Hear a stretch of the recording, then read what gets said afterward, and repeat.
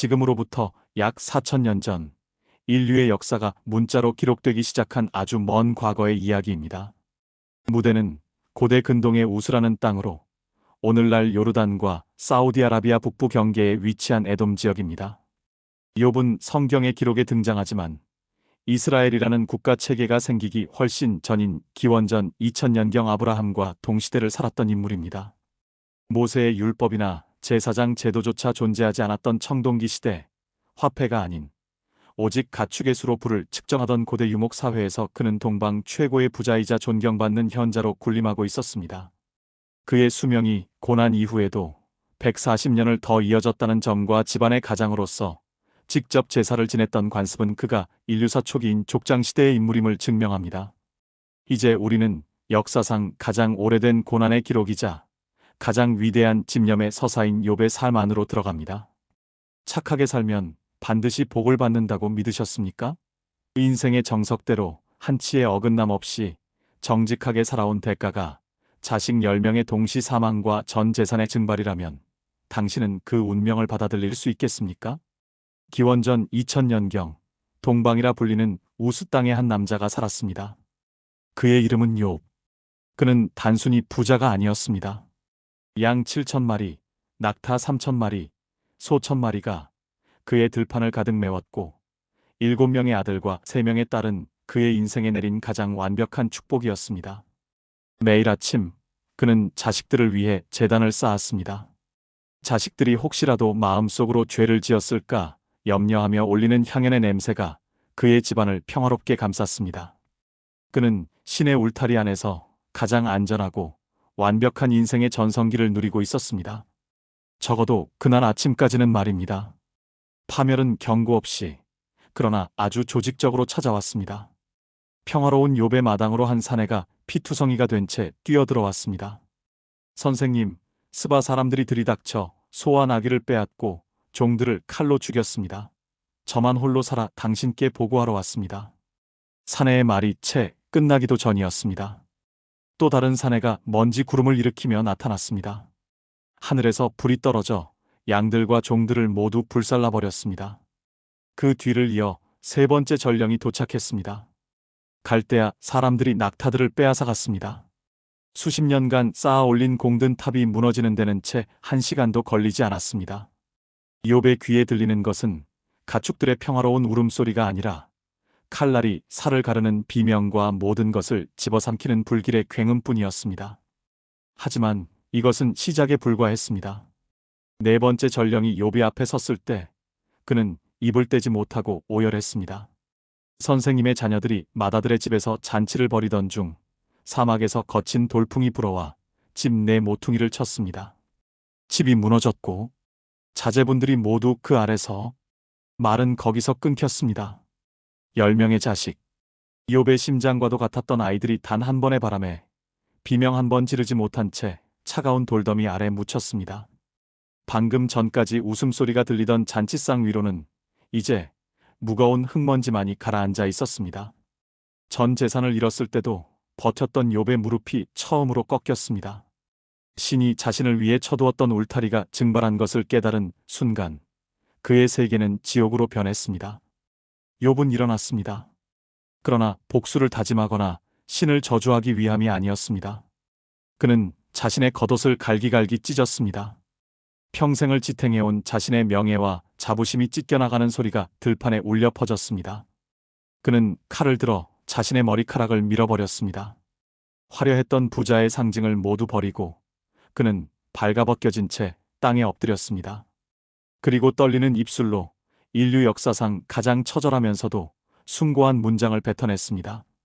내가 태어날 때 알몸으로 나왔으니 돌아갈 때도 알몸으로 돌아가리라. 주신 이도 신이시오. 거두신 이도 신이시니 신의 이름이 찬양을 받을지어다. 하지만 시련은 끝을 몰랐습니다. 전 재산과 자식을 잃은 욥에게 남은 마지막 자산인 건강마저 무참히 파괴되었습니다. 욥의 발바닥에서 정수리까지 온몸에 흉측한 종기가 돋아났습니다. 살이 썩어가는 악취가 진동했고 가만히 있어도 뼈를 깎는 통증이 전신을 휘감았습니다. 그는 성박 잿더미 위로 쫓겨났습니다. 마을 사람들은 저주받은 자라며 그를 피했습니다. 욥은 옆에 떨어진 깨진 질그릇 조각을 집어들었습니다. 그리고 피고름이 흐르는 가려운 살을 벅벅 긁어내기 시작했습니다.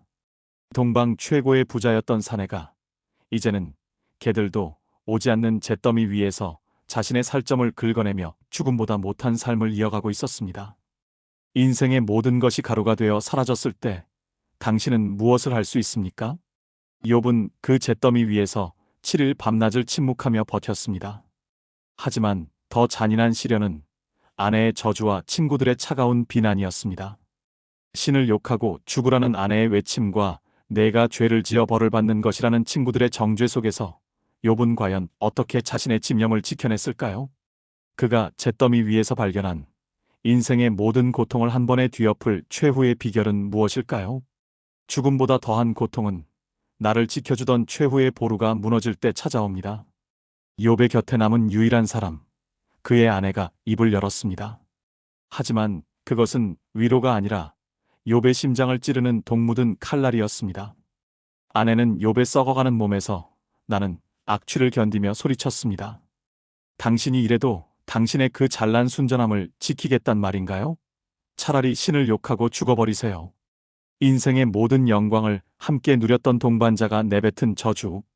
그것은 욥이 잿더미 위에서 겪은 그 어떤 통증보다 날카로웠습니다. 가장 가까운 이가 나의 신념을 조롱할 때 우리는 비로소 세상에 홀로 남겨졌음을 깨닫습니다.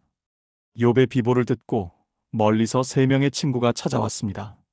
엘리바스, 빌닷, 소발. 그들은 한때 욥과 지혜를 나누던 당대 최고의 현자들이었습니다. 하지만 그들이 마주한 것은 동방의 거부가 아니라 잿더미 위에서 질그릇 조각으로 피고름을 긁어내는 흉측한 괴물이었습니다.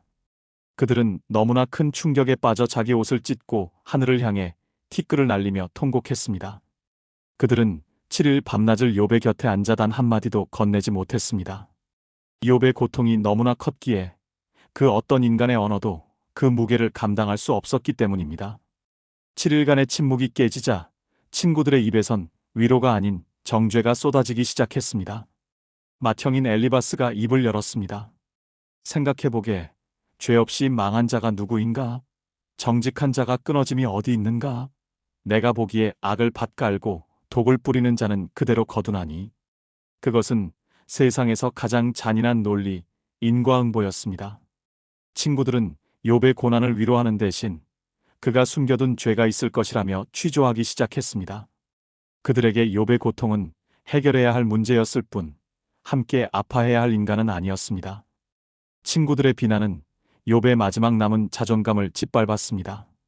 욥은 비명을 지르듯 항변했습니다. 너희는 나를 위로하는 자들이 아니라 오히려 고통을 더하는 자들이로다. 내게 죄가 있다면 말해보라. 하지만 이유 없는 고난이 나를 덮쳤을 때 내가 할 수 있는 것은 오직 신 앞에서 부르짖는 것뿐이다. 그는 질그릇 조각을 내던지고 떨리는 손으로 가슴을 쳤습니다. 몸의 종기보다 마음의 억울함이 그를 더 미치게 만들었습니다. 가장 신뢰했던 동료들이 나를 범죄자로 낙인 찍을 때 인간이 느끼는 고독은 우주적 깊이로 확장됩니다. 아내의 외면과 친구들의 배신. 이제 욥에게 남은 것은 썩어가는 육신과 밤하늘의 별들 뿐이었습니다. 인생의 모든 관계가 끊어지고 내가 쌓아온 모든 정의가 부정당하는 그 순간, 당신이라면 무엇을 붙들겠습니까? 욥은 그 절망의 끝에서 인간이 아닌 침묵하는 신을 향해 직접 묻기로 결심합니다. 하지만 신은 즉시 대답하지 않았습니다. 욥의 고통은 극한으로 치달았고 그의 영혼은 바닥까지 닳아 없어질 지경에 이릅니다. 과연 욥은 그 지독한 침묵 속에서 어떻게 자신의 정신을 지켜냈을까요? 그리고 마침내 폭풍 속에서 들려온 신의 목소리는 그에게 어떤 충격적인 진실을 알려주었을까요? 친구들과의 지루하고 고통스러운 논쟁이 끝났습니다. 인간의 빈약한 논리로는 욥이 겪고 있는 거대한 불행의 원인을 설명할 수 없었습니다. 욥은 잿더미 위에서 하늘을 향해 마지막 항변을 던졌습니다. 그가 원한 것은 재산의 회복이 아니라 자신의 고통에 대한 명확한 답변이었습니다. 그때 사막의 지평선 너머에서 거대한 폭풍우가 몰아치기 시작했습니다. 대지를 뒤흔드는 바람소리와 함께 먹구름이 태양을 집어삼켰습니다. 7일 밤낮을 이어온 정적을 깨고 폭풍 속에서 낮은 진동과 같은 목소리가 울려 퍼졌습니다. 그것은 욥이 그토록 기다렸으나 감히 상상하지 못했던 압도적인 존재의 등장이었습니다. 목소리는 욥에게 위로나 동정을 건네지 않았습니다. 대신 인간의 지각으로는 도저히 측량할 수 없는 우주의 신비에 대해 질문을 던졌습니다. 내가 땅에 기초를 놓을 때 너는 어디에 있었느냐는 질문이 욥의 영혼을 타격했습니다. 바다의 한계를 정하고 아침 빛에게 그 자리를 명령한 이가 누구인지에 대한 물음이 쏟아졌습니다. 폭풍 속의 음성은 별들의 궤적과 사막의 야생동물들이 새끼를 낳는 시기, 그리고 바다 괴물 레비아탄의 위용을 차례로 열거했습니다. 욥은 자신이 세상의 중심이라 믿었던 오만함을 내려놓아야 했습니다. 그 거대한 질서 속에서 인간의 고통은 작고 미미한 조각에 불과함을 깨닫는 순간이었습니다. 욥은 비로소 깨달았습니다. 자신이 아는 것이라고는 손바닥만큼의 세상뿐이었음을 인정했습니다. 그는 신의 통치 방식이 인간의 인과응보 논리에 갇힐 수 없음을 보았습니다. 고난의 원인을 따지던 그의 날카로운 혀는 멈추었습니다. 그는 자신의 입을 손으로 가리고 침묵을 선택했습니다. 이것은 굴복이 아니라 진정한 이해의 시작이었습니다. 욥은 불행이 죄의 결과라는 친구들의 말도 틀렸으며 자신이 의롭기 때문에 불행해서는 안 된다는 자신의 생각도 짧았음을 알게 되었습니다. 우주는 인간의 이해를 넘어서는 거대한 섭리 속에서 움직이고 있었습니다. 욥은 예전에는 귀로만 듣던 존재를 이제는 눈으로 직접 보게 되었다고 고백했습니다. 그에게 닥쳤던 시련은 그의 모든 소유를 앗아갔지만 대신 그에게 전 우주적인 시야를 선물했습니다. 그는 잿더미 위에서 자신의 삶을 다시 정의하기 시작했습니다. 고통의 이유를 찾는 대신 그 고통을 통과하고 있는 자신의 존재 자체에 집중했습니다. 그의 피부에는 여전히 고름이 흐르고 있었고 자식들은 돌아오지 않았습니다. 그러나 욥의 내면에서는 이미 거대한 반전이 일어나고 있었습니다. 세상의 그 어떤 상실도 앗아갈 수 없는 단단한 영혼의 중심이 세워진 것입니다. 그는 더 이상 불행한 피해자가 아니라 신의 광활한 통치를 직접 목격한 증인이 되었습니다. 욥의 집념은 단순히 재물을 돌려받기 위해 버틴 것이 아니었습니다. 그는 인간이 겪을 수 있는 최악의 상황에서도 신성을 향한 질문을 멈추지 않았고 끝내 그 대답을 들었습니다. 잿더미는 더 이상 수치와 저주의 장소가 아니었습니다. 그곳은 인간의 한계를 넘어선 지혜가 내려앉은 거룩한 땅이 되었습니다. 폭풍은 지나갔고 대지는 고요해졌습니다. 욥은 비로소 자신의 썩어가는 몸을 긁어내던 기와 조각을 내려놓았습니다. 그는 자신의 삶에 닥친 폭풍을 정면으로 통과한 뒤 이전과는 전혀 다른 인간으로 거듭나 있었습니다. 이제 그에게 남은 것은 그가 발견한 위대한 진실이 현실의 보상으로 증명되는 마지막 과정뿐이었습니다. 폭풍 속의 대화가 끝나고 신의 진노는 욥이 아닌 그의 세 친구에게로 향했습니다. 신은 욥이 자신에 대해 말한 것이 옳았으며 친구들의 정죄는 잘못되었다고 선언했습니다. 욥은 자신을 범죄자로 몰아세웠던 친구들을 위해 제단을 쌓고 기도를 올렸습니다. 손가락질하던 이들을 향해 보복하는 대신 그들의 안녕을 빌어주는 순간 욥을 억누르던 보이지 않는 사슬이 풀려났습니다. 타인을 용서하는 행위는 욥이 잿더미 위에서 도달한 가장 높은 수준의 정신적 승리였습니다. 그가 친구들을 위해 기도를 마쳤을 때 그의 삶을 옥죄던 고난의 터널에도 끝이 보이기 시작했습니다. 고립되었던 욥의 마당에 다시 사람들의 발길이 이어졌습니다. 그를 저주하고 떠났던 형제들과 친척들이 돌아와 그와 함께 음식을 나누었습니다. 그들은 욥이 겪은 모든 고난에 대해 진심 어린 위로를 건네며 각자 은 한 조각과 금 고리 하나씩을 선물로 내놓았습니다. 사라졌던 사회적 관계가 회복되는 과정은 욥의 내면이 치유되는 실제적인 신호였습니다. 잿더미 위에서 홀로 죽어가던 노인은 다시금 마을의 중심이자 공동체의 어른으로 세워졌습니다. 사람들이 가져온 작은 선물들은 욥이 다시 시작할 수 있는 종잣돈이 되었으며 이는 장차 일어날 거대한 회복의 마중물이었습니다. 신의 축복은 욥의 인내에 대해 압도적인 보상을 돌려주었습니다.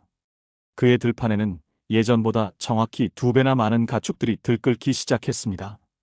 양은 14,000마리로 늘어났고 낙타는 6,000마리, 소 1,000결이와 암낙이 1,000마리가 그의 땅을 가득 메웠습니다. 숫자로 증명된 이 보상은 단순히 재물의 회복만을 뜻하지 않았습니다. 그것은 욥이 견뎌온 침묵과 눈물이 헛되지 않았음을 온 세상에 선포하는 증거였습니다. 동방 최고의 부자라는 명성은 예전보다 더욱 단단하고 거대해졌습니다. 그는 잃어버린 모든 것을 되찾았을 뿐만 아니라 고통의 터널을 통과한 대가로 갑절의 풍요를 손에 쥐었습니다. 욥의 인생에서 가장 아픈 상처였던 자녀의 자리에도 새로운 생명들이 찾아왔습니다. 그는 다시 7 아들과 3 딸을 얻었습니다. 특히 3 딸인 여미마와 카시아, 게렌합북은 그 땅에서 가장 아름다운 여인들로 칭송받았습니다. 욥은 딸들에게도 아들들과 똑같이 유산을 나누어 주었습니다. 이는 당시의 관습을 뛰어넘는 파격적인 행보였으며 그가 고난을 통해 더욱 넓고 정의로운 시야를 갖게 되었음을 보여줍니다. 죽음의 그늘이 가득했던 그의 집안에는 이제 자녀들의 웃음소리와 새로운 생명의 활기가 가득 차올랐습니다. 욥은 그 모든 고난을 겪고 회복된 후에도 무려 140년을 더 살았습니다. 그는 자손사대를 보며 장수하였고 인생의 온갖 굴곡을 다 겪은 뒤 비로소 평안히 눈을 감았습니다. 그는 가장 높은 곳에서 가장 낮은 곳으로 떨어졌고 다시 그보다 더 높은 곳으로 올라간 인물이었습니다. 욥의 생애는 우리에게 말해줍니다. 이 인생의 겨울이 아무리 길고 잔인할지라도 신념을 잃지 않고 버텨낸 자에게는 반드시 2배의 봄이 찾아온다는 사실을 말입니다. 잿더미 위의 노인이었던 그는 이제 전 인류에게 인내와 소망의 상징으로 남았습니다. 인류 역사상 가장 처절했던 시련의 장소인 잿더미는 이제 비어 있습니다. 욥이 그곳을 떠나 다시 삶의 자리로 돌아갔을 때 그는 단순히 잃어버린 재산을 되찾은 노인이 아니었습니다. 그는 고난이라는 거대한 용광로를 통과하며 불순물이 제거된 순수한 영혼의 주인이 되어 있었습니다. 그가 겪은 고통은 그를 파괴하려 했으나 결과적으로 그를 더 넓은 우주적 시야를 가진 거인으로 빚어냈습니다. 고통의 이유를 묻던 욥의 치열한 질문은 폭풍 속에서 들려온 신의 목소리를 통해 침묵과 경외로 바뀌었습니다. 그는 인간이 세상의 모든 섭리를 다 이해할 수 없음을 인정함으로써 오히려 가장 큰 자유를 얻었습니다. 잿더미는 수치와 저주의 상징이 아니라 인간의 한계를 넘어선 지혜가 싹튼 성지가 되었습니다. 그곳에서 보낸 7일 밤낮의 침묵과 고뇌는 그가 인생 후반전에 누릴 갑절의 축복을 지탱하는 단단한 뿌리가 되었습니다. 욥의 인생 후반전은 인내와 집념이 맺은 가장 화려한 결실이었습니다.